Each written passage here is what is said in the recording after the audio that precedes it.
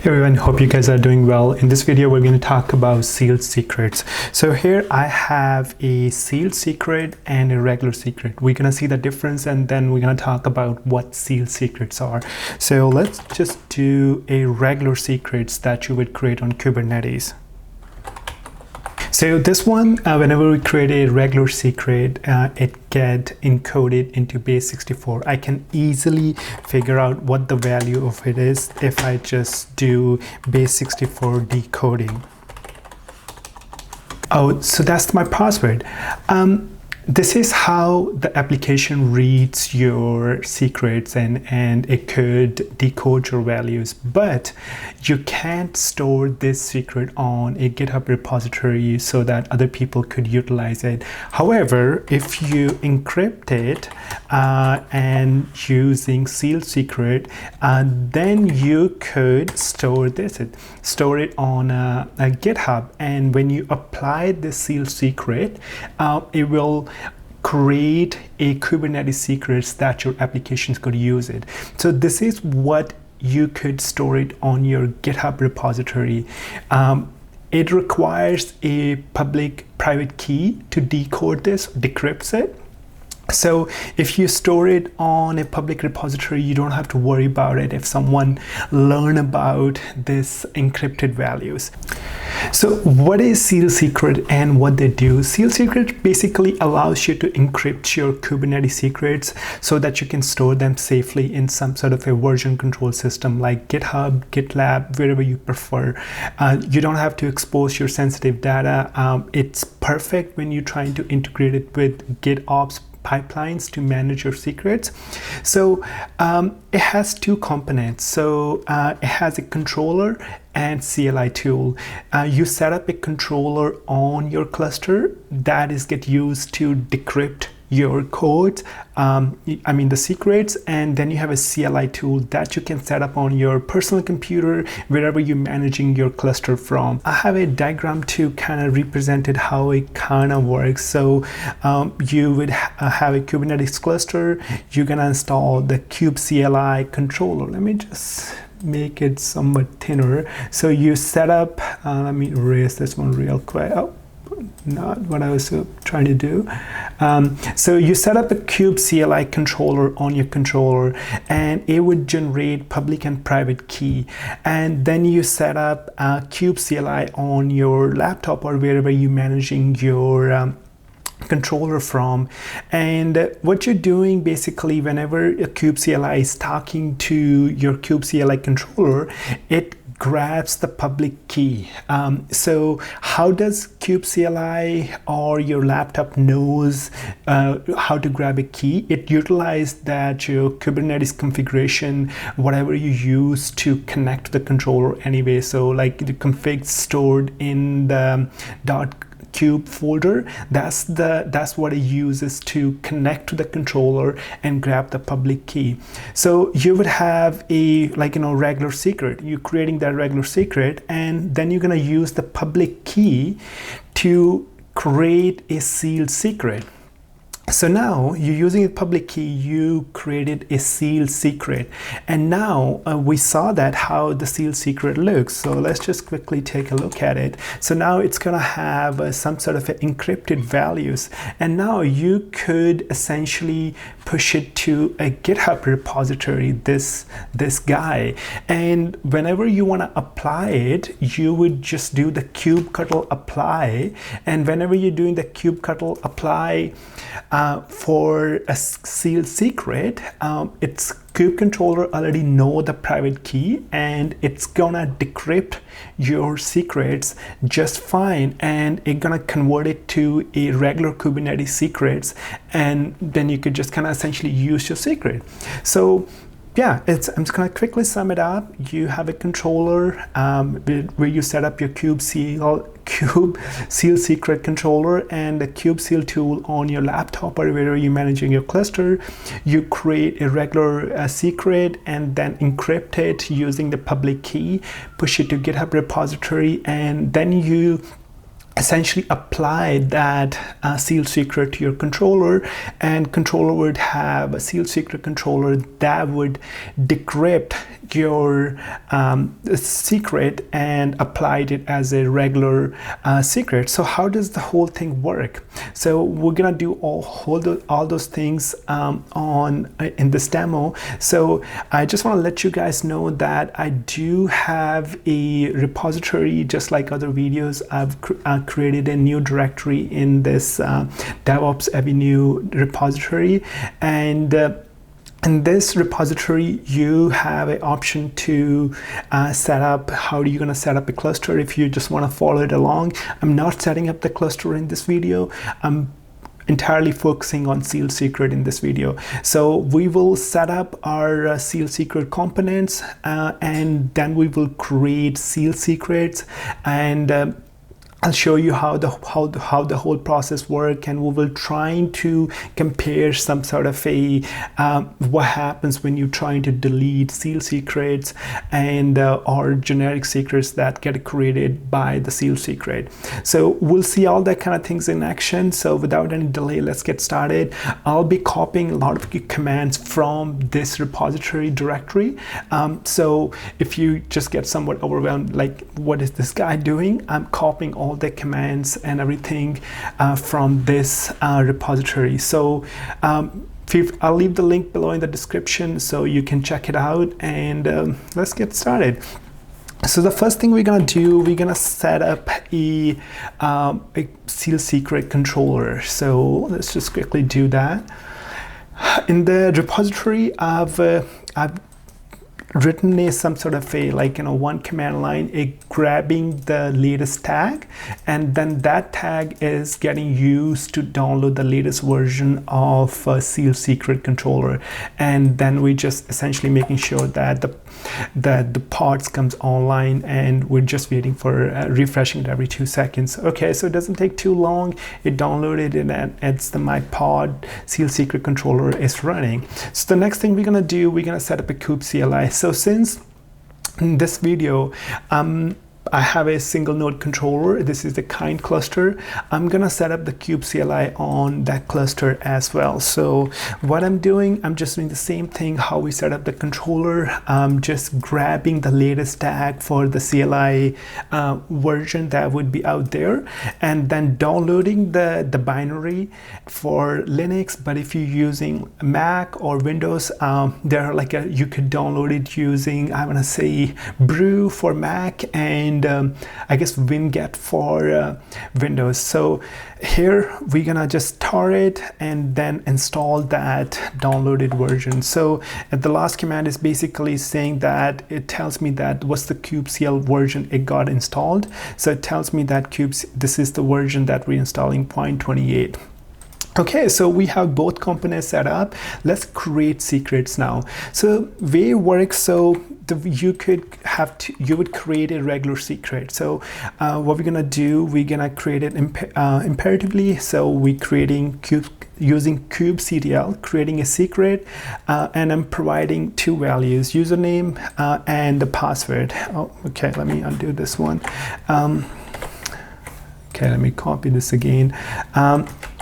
And then I'm just doing a dry run. It's not creating the secret, but whatever the output would be, I'm saving it in a YAML file. So once we do that, you will have let me just do listing. So now you have, this is the secret that we just created. If I just do cat the secret,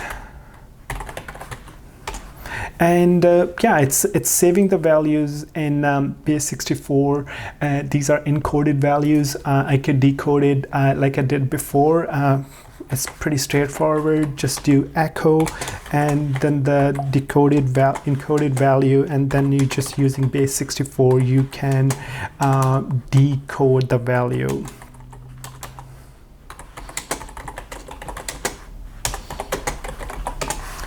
Okay, so this is the value, this is getting passed. So if you notice that when we created our secret, this is the value we passed. for our password, DASSS password. Okay, so now the next thing we're gonna do, we using kubeseal, we're gonna convert this secret into a sealed secret. So we running the kubeseal command and just using format YAML. That's what the format the regular secret is coming in for. We providing it as the input, the regular secret, and then we outputting that value into like another file. I'm calling it sealed secret. So now it's gonna use the public key. Since it's the same machine, it's gonna fetch the public key from the controller, sealed secret controller, and using that public key, it's gonna encrypt my secret, DA secret, and make it a sealed secret. So sealed secret is essentially a custom resource created by sealed secret controller, or sealed secret object. So if I do cat now DA sealed secret, this value is encrypted. It got encrypted by public key. We'll be looking at it, how you can fetch the public key in the later part of the video, and how you could even you could see that what key is being used and stuff like that. So we'll be reviewing that, checking that out in the later part of the video. So now what you can do, like since you have this secret created, now you could push this secret to a public repository or wherever you want to store it. Basically, like, you know, then when the secret is, let's say, imagine that this secret is sitting on a GitHub repository, you can essentially apply this sealed secret using kubectl. All you have to do, just do the regular way, kubectl apply and the file name, and this case is going to be DA sealed secret, and what it's going to do, it's gonna create a sealed secret object, and it also going to create a secret as well. So this is the DA secret. This is the original secret that we created that got encrypted using the public key. Might be confusion some people might have, is that, you know, sealed secret isn't creating new secrets, it's just providing the encryption layer. So you have a regular secret, you encrypt it, push it to a repository, and then whenever you applying that sealed secret, it's gonna recreate the regular secret that you try to create it in the first place. You're just using sealed secret to encrypt your secrets so that you can store them safely in some sort of a repository. So it's not essentially some sort of it's doing anything new object, or your application need to access this separately. It's gonna, end of the day, it's gonna create a regular secret.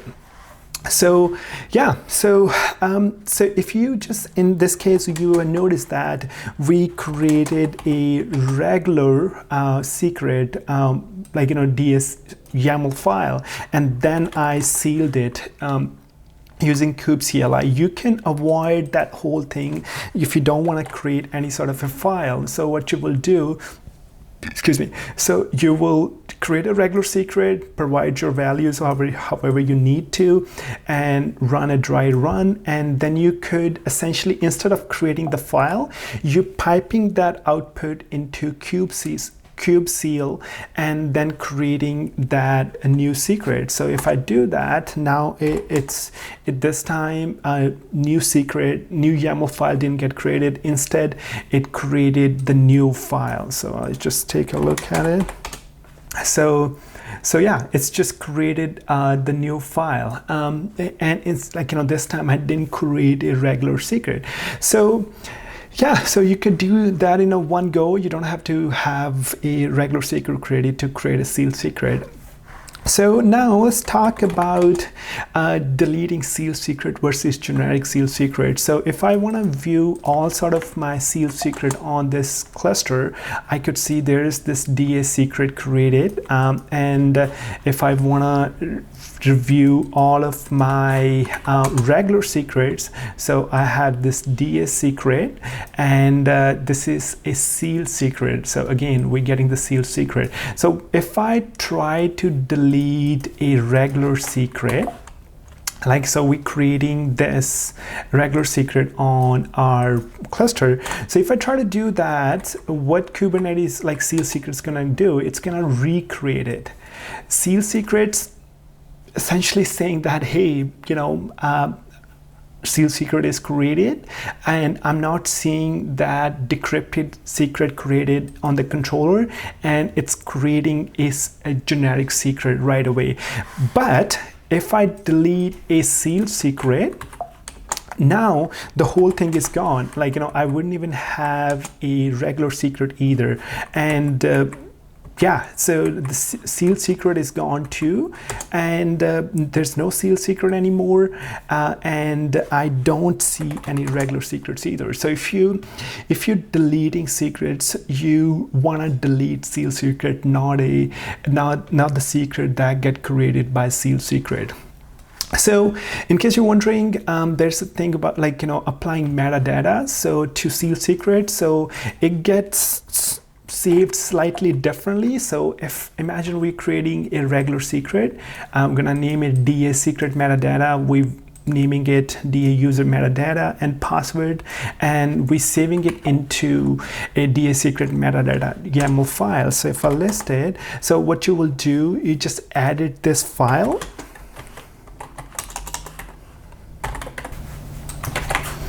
Okay, so now we applying the labels to a regular secret. So if I now try to create a sealed secret, let's see where that metadata gets stored. So now I'm gonna cat this YAML file.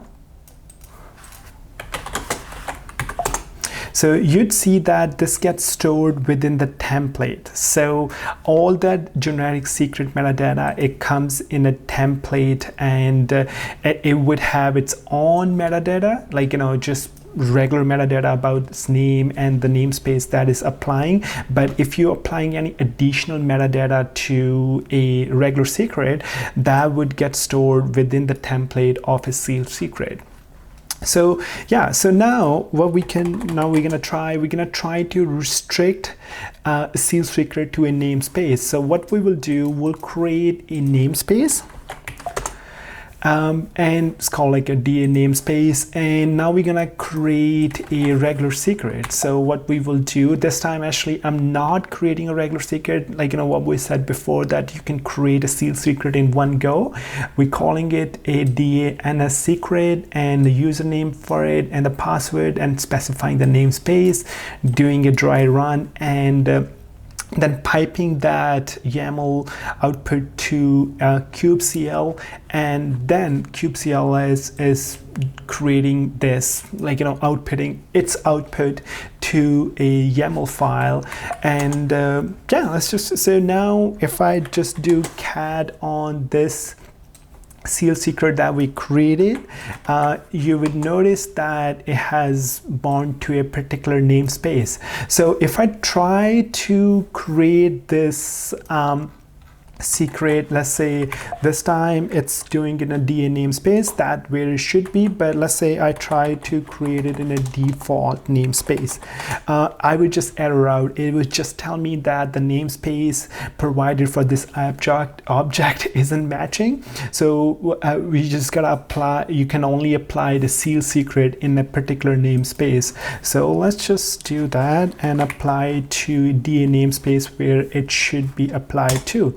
Okay, so now this got created. So if I just want to list it, that secret, I just have to, I could just list sealed secret in all namespaces, and there it is. So this is my sealed secret, and if I want to list the secret, sorry, I'm using secret a lot. So sealed secret, and if it's creating a regular secret on Kubernetes cluster, and that is there as well. So this is our Kubernetes secret, and this is the sealed secret that created this secret. Okay, so now you could restrict a sealed secret to a namespace. So other than namespace, you can restrict the scope of your secret to cluster, or there's a default method called strict. The cluster wide is, your secret can be decrypted in any namespace. The strict scope is make sure that whatever the name you given to your secret and the namespace, that's what it'll get applied to. With the namespace wide scope, you could essentially specify it in the same namespace, but you can change the name. So let's see what I mean by that. So what we will do, we will let me just so what we will do, we will edit the metadata of the secret that we just created. So let's just edit the file of the secret that we just created within that namespace. So if I update the metadata of the sealed secret, let's say I'm gonna update the name to, let's say 2. And if I save this sealed secret and I'm trying to apply it, I will be able to create this secret. So now I have a new sealed secret created. I didn't get any error message, but again, if I would have tried to create this name change sealed secret in a different namespace, it would have given me the error message. But the name scope sealed secret doesn't stop me from renaming the sealed secret if I need to. But again, if I do like let's say if I try to put it in a default namespace, it's gonna say it's not gonna work out. So let's see now explore the strict scope. So we're gonna do the same thing what we did. So let's say we're gonna add another secret that we created before the metadata one. So what I'll do, DA sealed secret, what was it?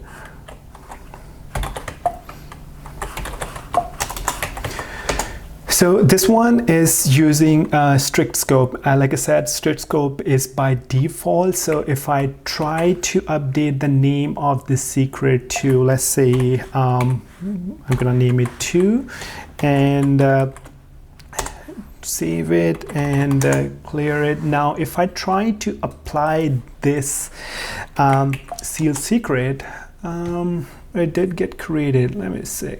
I've just my bad. So even though it says that I think I was somewhat unclear, so I just realized that the sealed secret would get created, but we will see in the logs that the regular secret won't get created. So let's quickly review the logs of our control sealed secret. So what you could do, you could just do kubectl and the namespace and whatever the pod we're trying to get the logs of, and you'll notice that it can unseal that secret because it's saying that what's the error message? No key to decrypt it. So it's just giving you an error message to whenever you are trying to decrypt that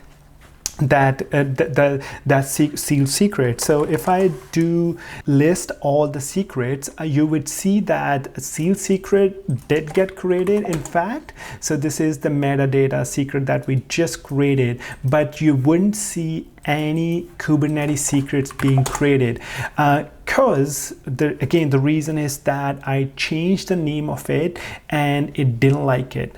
It didn't like it. It's just it said that, like, you know, it shouldn't be, it should be that the name of the secret, sealed secret, isn't matching.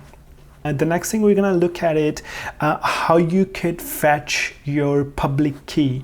So if you want to view the public key of whatever that you're using to decrypt your encrypt your secrets, you could just do kubeseal fetch cert, and you can export that whatever the output into public key PEM. And if I do public key, you could view its value, and this is the key that is being used to encrypt the secret so far.